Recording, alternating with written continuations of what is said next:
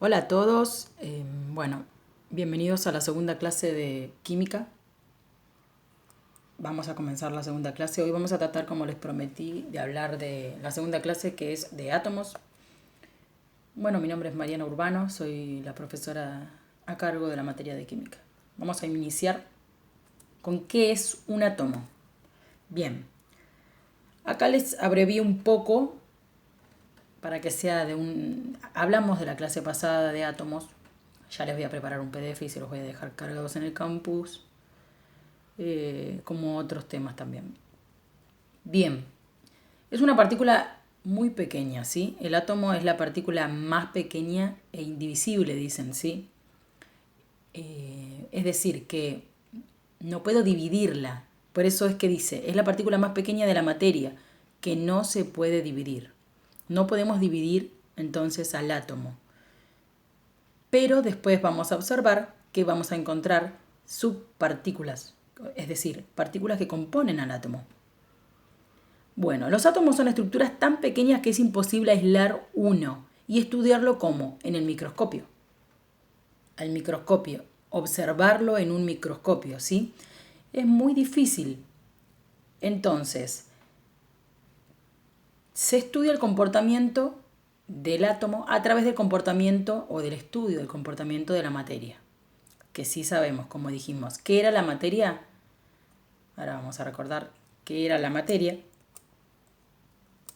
La materia es todo aquello que nos rodea, ¿sí? Aquello que ocupa un espacio en un tiempo determinado y que tiene energía, que libera energía y que está sometida a cambios de estado, como vimos ya en las otras clases, en la otra clase.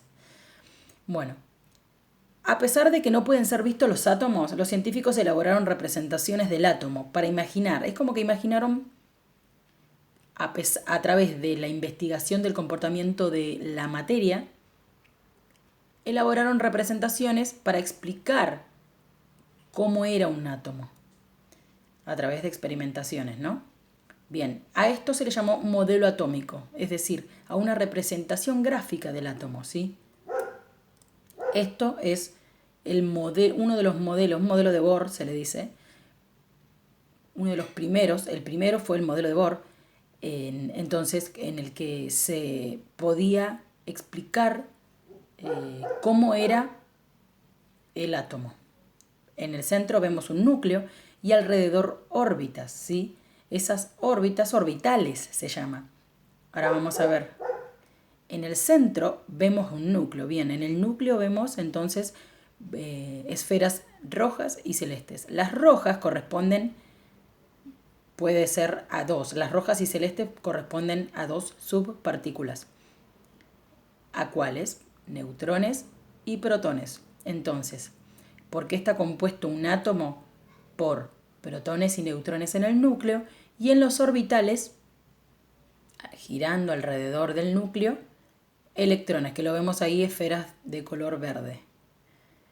Este es un modelo moderno, el que tienen ustedes en el PDF, con el cual van a estudiar en el archivo. Bueno, este lo puse en este Power para que se sientan como en casa. Bien, ahí vemos lo que les dije, modelo atómico moderno. El electrón, el neutrón y el protón son partículas subatómicas, es decir, que componen al átomo.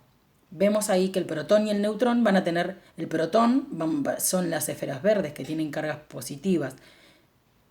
El protón tiene carga positiva. El neutrón no tiene carga neutra. Es decir, no tiene carga o es neutro. Se puede decir lo mismo.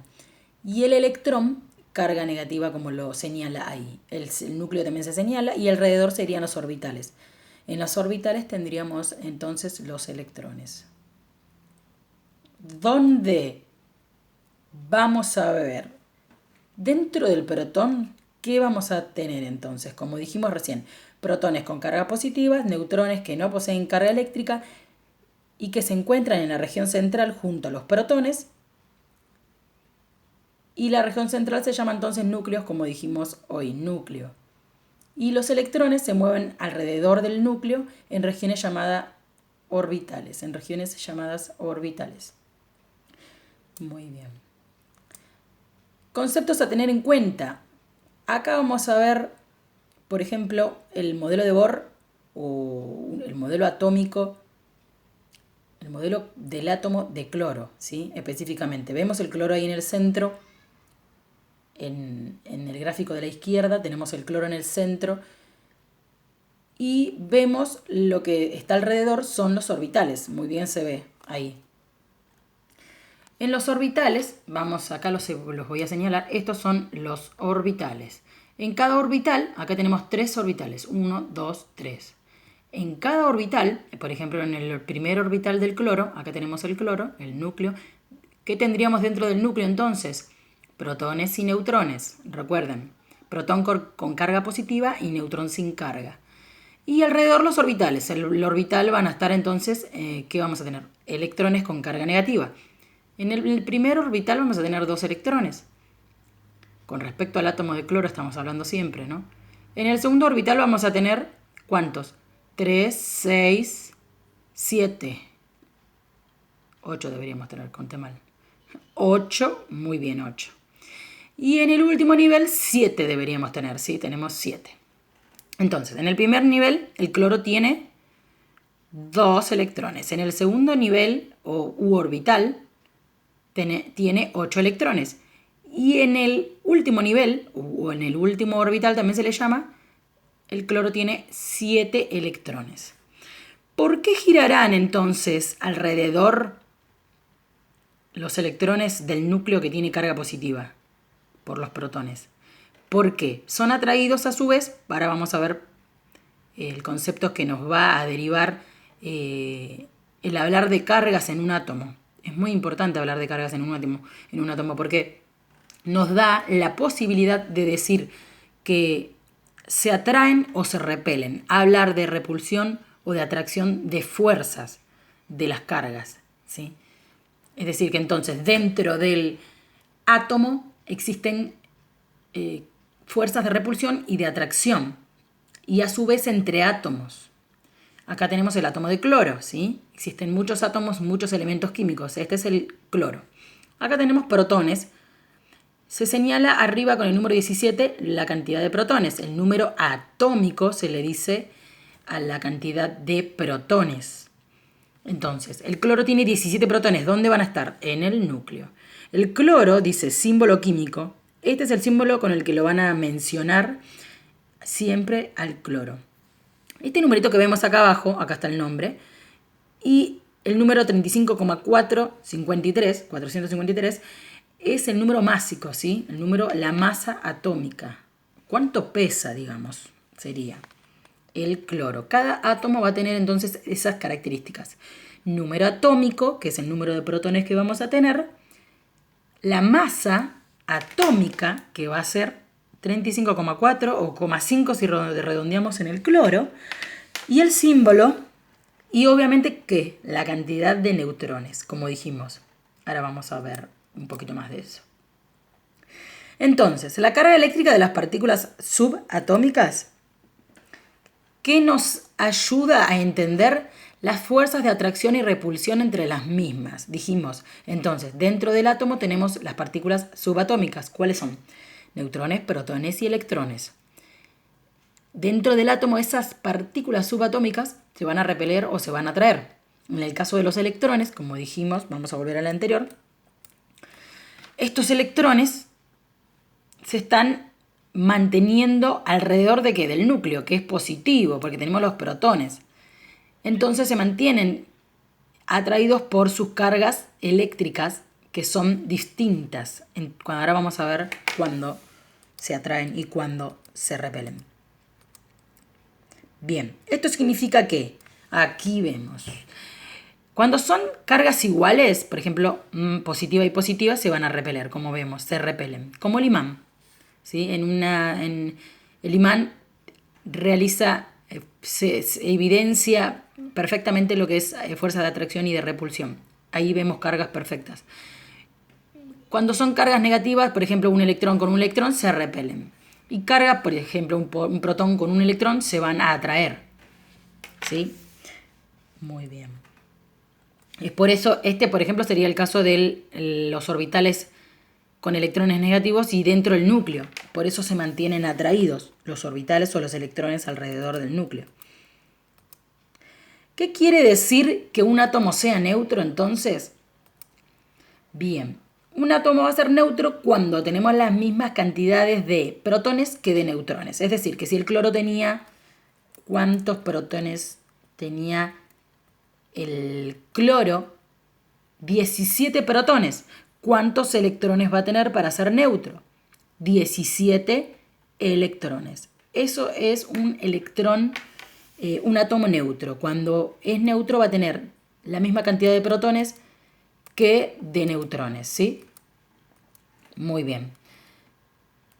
Bien, vamos a continuar.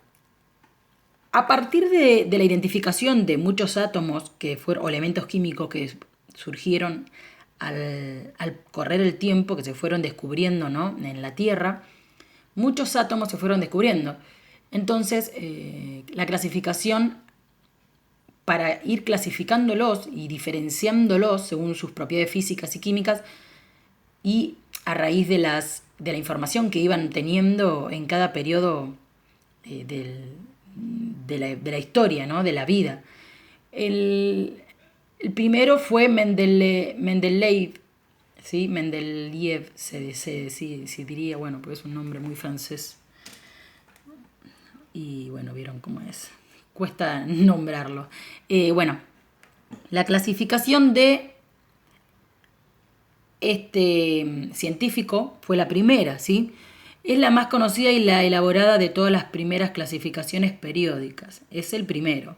Bueno, él clasificó 63 elementos que conocía hasta entonces, ¿sí? Hoy son muchísimo más, 180. Y varios años después se descubrió lo que son los protones, ¿sí? Y entonces se enriqueció la clasificación y se elaboró lo que fue la tabla periódica.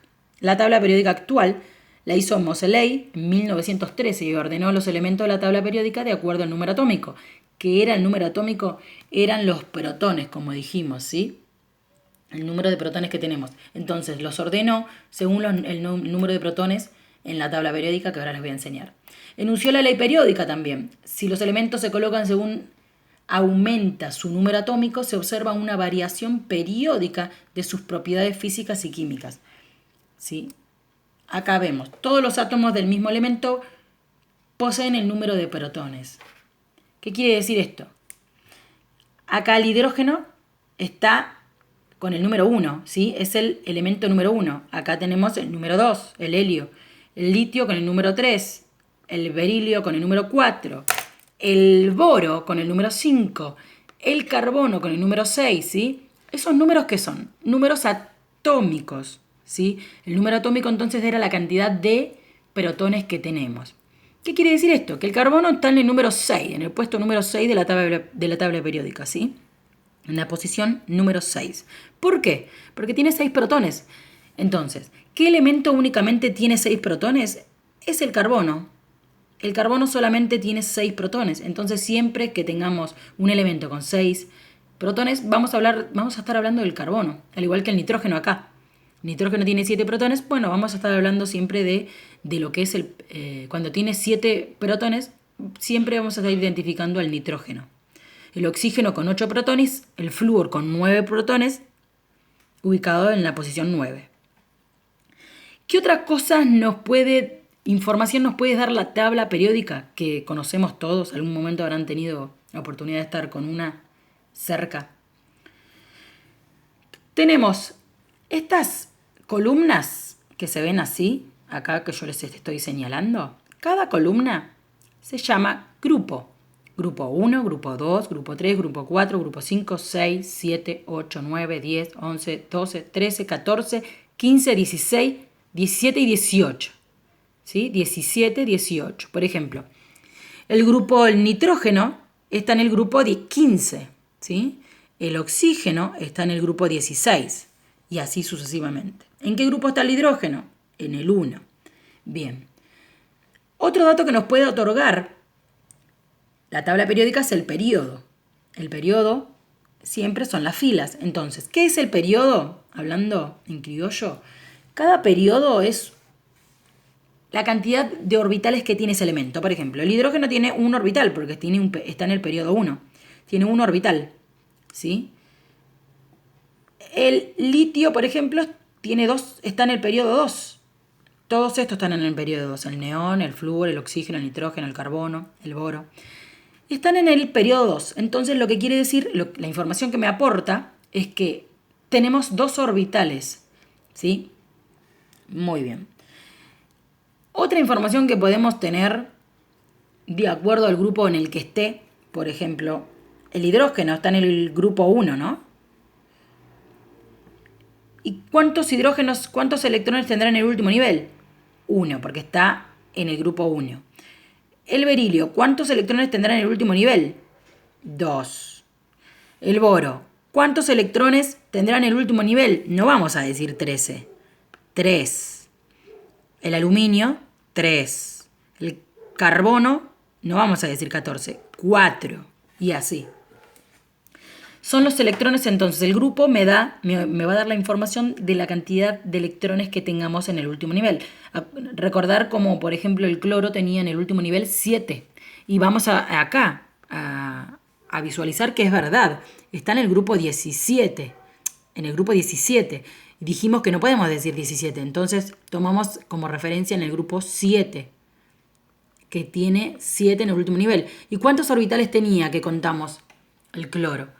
3. Entonces, a ver, verificamos acá. 1, 2, 3. Está en el periodo 3. Entonces tenía 3 orbitales.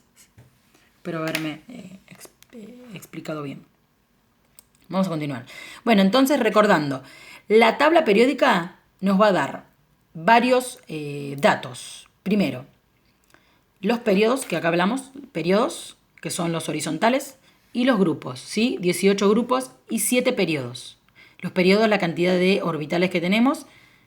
Y en el último nivel, cuántos electrones tenemos. Entonces me va a dar la cantidad de grupos que hay. Bien. Metales, no metales y metaloides. Esa es la otra clasificación que me puede dar la tabla periódica. Vamos a volver. Pero esta no me gusta. Vamos a continuar, que yo puse otra.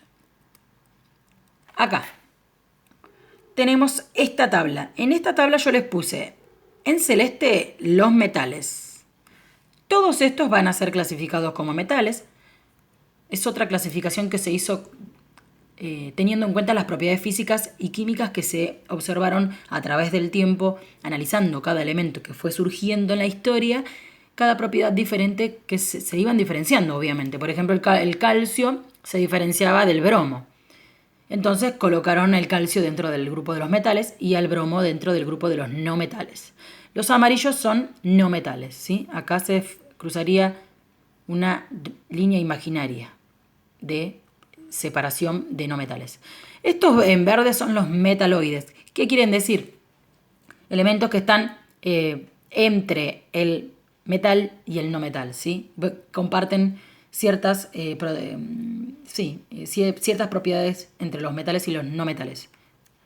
Similitudes. El hidrógeno a veces se comporta como metal y como no metal. Al tener un solo electrón en el último nivel, y al ser el número 1, bueno, es especial, ¿sí? Bueno, hay muchas cosas para decir, pero mejor no decirlas porque si no es mucha información. Muy bien, continuamos. ¿Qué podemos decir de importante de los metales que los separe claramente? Los metales, como les puse acá, ceden electrones, ¿sí? Ceden sus electrones del último nivel. ¿Cuántos electrones tiene, por ejemplo, el litio en su último nivel? Está en el periodo 1, 2. En el periodo 2 dijimos que teníamos 7 periodos. 1, 2, 3, 4, 5, 6, 7. Tenemos el periodo 2, el litio. ¿Y cuántos electrones tenemos en el último nivel? ¿Cómo lo podemos saber? ¿Y en qué grupo está? Está en el grupo 1, 2, 3, 4, 5, 6, 7 y como dijimos, hay 18 grupos. En el último nivel, entonces, el hidrógeno tiene ¿cuántos electrones? 1, porque está en el grupo 1. ¿Y cuántas órbitas tiene? ¿Cuántos orbitales tiene? 1. Entonces, el litio, lo mismo. ¿Cuántos orbitales tenemos? 2. ¿Y cuántos? ¿En qué orbital está ese electrón? Porque tiene un solo electrón, está en el grupo 1. Entonces, en el último nivel tenemos un electrón, ¿sí? Bien, el electrón en el último nivel es 1 en el litio. En el sodio también, en el último nivel es 1. El metal, dice, entonces, cede los electrones del último nivel. ¿Por qué será? Los metales siempre ceden, hay que tener eso en cuenta. Los no metales, entonces, van a captar electrones. ¿Qué quiere decir esto? Por ejemplo, cuando yo, como habíamos dicho en la primera clase, el cloro, que es un átomo no metálico, cuando se une al sodio va a formar cloruro de sodio, que es la sal de mesa, por ejemplo. Va a formar una sustancia que se llama, o una molécula que se llama sal de mesa. La sal de mesa, el cloruro de sodio, ¿sí? Nombre químico. Cloruro de sodio, el sodio con el cloro. ¿Cómo se produce esa unión? Más adelante vamos a ver uniones, la clase que viene creo que es, uniones iónicas, ¿sí? Covalentes, varios tipos de uniones. Pero vamos a hacer una intro. El cloro se va a unir con el sodio. ¿Cómo lo va a hacer? Como el cloro es un no metal, capta electrones. ¿Qué electrones? Y los que ceda el metal con el que se va a unir, con el que se va a producir la unión química. Entonces, el sodio va a ceder ese electrón de su último nivel. Recordemos que tiene un grupo, acá está en el grupo 1, entonces tenemos un electrón en el último nivel y tenemos 3 orbitales, porque está en el periodo 3 el sodio. En su último nivel el sodio tiene un electrón. Ese electrón se lo va a dar al unirse con el cloro, que lo va a captar perfectamente porque es un no metal. Entonces los no metales captan electrones y va a captar el del no metal. Es una unión iónica, eso se le llama. Más adelante la vamos a ver. ¿Por qué? Esto lo vamos a ver fácilmente, recordar fácilmente, sabiendo que hay que tener siempre en cuenta la regla del octeto, donde un átomo, para ser estable, siempre debe tener o tiende a tener en el último nivel 8 electrones para ser estable. Entonces, si este cloro, que dijimos que está en el grupo 17, si contábamos 1, 2, 3, 4, 5, 6, 7, 8, 9, en el grupo 17, ¿sí?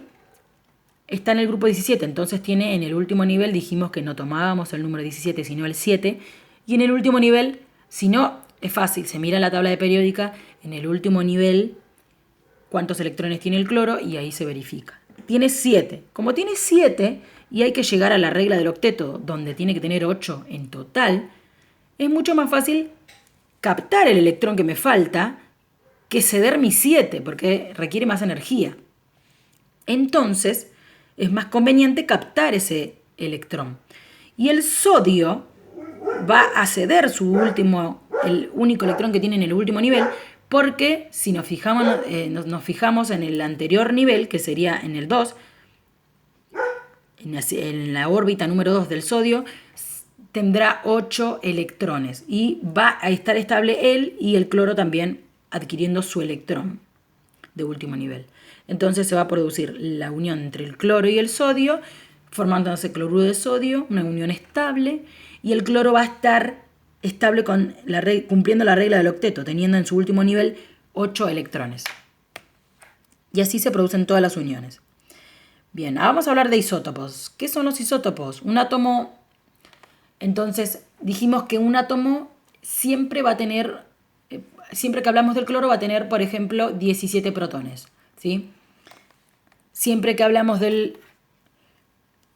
por ejemplo, del oxígeno o hablemos del hidrógeno, que es más fácil, va a tener un protón, ¿sí? Siempre. Y así sucesivamente. Por ejemplo, el carbono va a tener 6 protones. Y así sucesivamente. Cada elemento está definido por la cantidad de protones, ¿sí? Un carbono, el cloro va a ser cloro porque tiene 17 protones. El número atómico 17 va a identificar al cloro como cloro, el número 17, y no al argón, por ejemplo. El 18 sería el argón, pero el 17 es el cloro. Y ese número 17, ¿quién se lo da? El número de protones. Muy bien, continuamos. Isótopos. Isótopos es cuando un mismo elemento, por ejemplo el cloro, tiene el mismo número de protones, pero se diferencia en la cantidad de neutrones. ¿Cómo ocurre esto? Bueno, los átomos del mismo diferente, para eso tenemos que saber esta regla, esta cuentita, que acá me dice de la masa atómica es igual a protones más neutrones. Es decir, que si yo sumo los protones de un átomo más que están dentro del núcleo, más los neutrones que tiene un átomo, cualquiera de estos átomos que esté acá dentro de la tabla, sumo sus protones más sus neutrones, me tiene que dar cuánto pesa. El peso específico, la masa atómica de ese elemento. Entonces, un elemento no puede cambiar un número atómico, ¿sí? La cantidad de protones no la puede cambiar, pero sí de neutrones. Vemos el ejemplo, a ellos le llamamos isótopos. Y vemos el ejemplo del carbono. Tenemos carbono 14 y carbono 12. Y son isótopos. Sigue siendo carbono, el elemento es carbono. ¿Qué es lo que cambia? La masa atómica. ¿Por qué cambia la masa atómica? Porque al cambiar la cantidad de neutrones, como vimos acá, la cantidad de neutrones va a cambiar. En el carbono 12 va a ser 6 neutrones y en el carbono, 6 neutrones y 6 protones. Me va a dar 6 más 6, 12. Es por eso que la masa atómica va a ser 12 y el carbono se va a llamar 12, carbono 14, 12. El carbono 14, entonces, vamos a hacer la misma reglita, utilizando la cuentita. Masa atómica es igual a protones más neutrones. El carbono 14 va a tener 8 protones, 6 protones y 8 neutrones, perdón. 8 neutrones. Entonces, 8 más 6, 14. Y la masa atómica del carbono de ese isótopo, se va a hacer carbono 14, se va a llamar, porque su masa es 14. Acá vemos 6 electrones. ¿Por qué va a tener 6 electrones? Obvio, porque la cantidad de protones no va a cambiar. Entonces va a tener, para ser neutro, como dijimos, un átomo neutro tiene que tener las mismas cantidades de electrones que de protones. Acá, 6 electrones, 6 protones. 6 electrones, 6 protones. Lo que cambia es, entonces, en un isótopo, la cantidad de neutrones. Acá tenemos la cuentita. 6 protones más 6 neutrones es igual a la masa atómica de 12. Define el carbono 12, por ejemplo. Los átomos que tienen núcleos muy grandes, esto es otro tema. Vamos a comentarlo. Los átomos que existen en átomos muy grandes, ¿sí?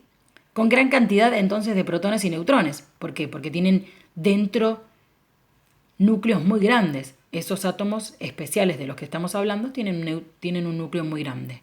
¿Y qué hace que el núcleo sea muy grande? Muchos protones y muchos neutrones. Y dice que son muy inestables, ¿sí?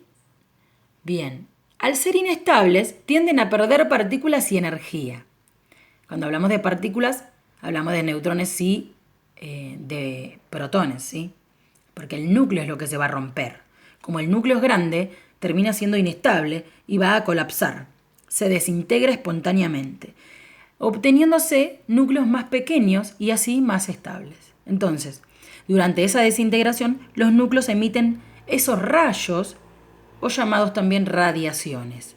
Ahí definimos lo que es la radiación. La radioactividad o radiación viene de radiactividad. ¿Qué es la radioactividad? Es un fenómeno físico por el cual los núcleos de átomos, de elementos químicos, los núcleos son grandes, recordemos. Los núcleos de algunos elementos químicos llamados radiactivos emiten radiación. ¿Qué son esas radiaciones? Son rayos. Esos rayos tienen diferentes nombres. Son partes del átomo que estallan, ¿sí? Y emiten rayos. Bien, tenemos rayos alfa cuando un núcleo se desintegra emitiendo rayos alfa. ¿Pierde qué? 2 protones y 2 neutrones. Entonces, los rayos alfa, entonces, ¿qué son? Paquetes de 2 protones y 2 neutrones, ¿sí? Que se liberan al medio. Rayos beta.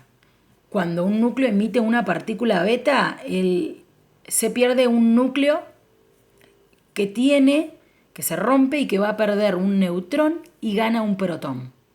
¿Sí? Se pierde un neutrón y se gana un protón. Diferente al alfa, que perdíamos 2 protones y 2 neutrones. Un paquete de 2 protones y 2 neutrones. Entonces el elemento cambia, el elemento químico. Rayos gamas. Los rayos gamma siempre van a acompañar a los alfa y a los beta. Y no se liberan ni protones ni neutrones, sino que se libera únicamente energía. ¿Sí? Se libera energía de otra manera. Pero entonces el gamma va a estar presente. Siempre que haya alfa y beta va a estar el gamma acompañando. Consecuencias para los seres vivos de la radioactividad malas. Sobre el individuo pueden generar quemaduras o modificar la información genética de las células, ¿sí? Generando en ciertas ocasiones cánceres. Entonces, ¿qué ocurre cuando el ser vivo está sometido constantemente, día tras día? Por ejemplo, trabaja en un medio o vive en un lugar, en un sitio donde hay radiaciones alfa o beta y las gamas son las peores. Bueno, pueden ocurrir cánceres, puede haber modificación en la información genética y pueden ocurrir mutaciones, ¿sí? Y si esas mutaciones o cambios de información genética llegan a los óvulos o los espermatozoides, que son células reproductoras, pueden originarse malformaciones en quién, en los hijos, en los descendientes, ¿sí? Es por eso que las radiaciones son dañinas a largo plazo, modificando el material genético del ser vivo y así conllevando problemas en la salud. Muy bien, gracias por tu atención y bueno, nos vemos la próxima clase, en la tercera clase. Nos vemos, saludos.